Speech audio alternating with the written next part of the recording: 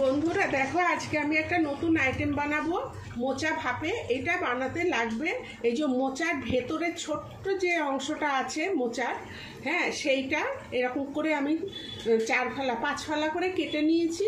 কেটে নুন ঝোলে ভিজিয়ে রেখেছিলাম। এখন ওই জলটা ফেলে এই যে এরকম করে তুলে নিয়েছি। আর লাগবে এখানে আছে সর্ষে, পোস্ত, কাঁচা লঙ্কা আর হচ্ছে নারকেল একসঙ্গে বেটে নিয়েছি। এবার এইগুলো আমি এই মোচাটার সঙ্গে মেখে নেব। দেখো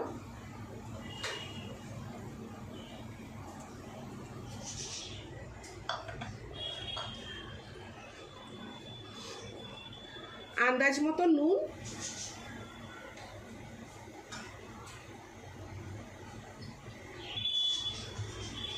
হলুদ,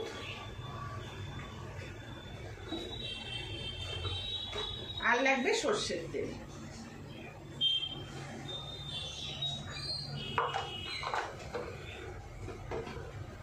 আমি এটা ভালো করে মেখে নেব।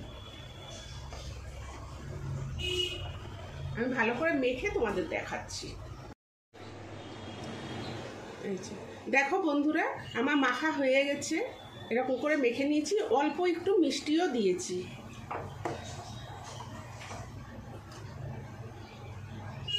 এবার এর মধ্যে কটা চেরা কাঁচা লঙ্কা দিয়ে দেবো, আর দেবো সর্ষের তেল। সর্ষের তেল দিয়ে মেখেছি, আর একটু সর্ষের তেল দিয়ে দিচ্ছি। এবার এটা আমি ঢেকে এই যে প্রেসার কুকারে আগে থেকে জল দিয়ে নিয়েছি, এই প্রেসার কুকারে আমি ভাপে বসিয়ে দেবো।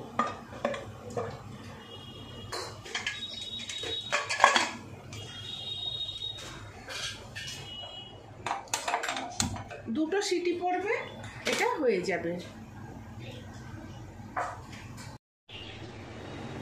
বন্ধুরা দেখো, আমি কুকার থেকে এই যে টিফিন বাটিটা নামিয়ে নিয়েছি। এই যে দেখো ভেতরটা, এটা জামাই ষষ্ঠী উপলক্ষে এই মোচা ভাপে বানিয়েছি। দেখো এটা সম্পূর্ণ নিরামিষই, মানে গরম ভাতের সঙ্গে খেতে খুব ভালো লাগে। এটা তোমরাও বাড়িতে বানিয়ে খেয়ে দেখবে। তোমাদের যদি এই রেসিপিটা ভালো লেগে থাকে তাহলে লাইক, শেয়ার, সাবস্ক্রাইব অবশ্যই করবে, আর কমেন্ট করে জানাবে তোমাদের এই রেসিপিটা কেমন লাগলো। ধন্যবাদ। দেখো আমার এটা হয়ে গেছে। আমি একটুখানি কাঁচা সর্ষের তেল দিয়ে দেবো, তাতে সেন্টটা ভালো লাগবে।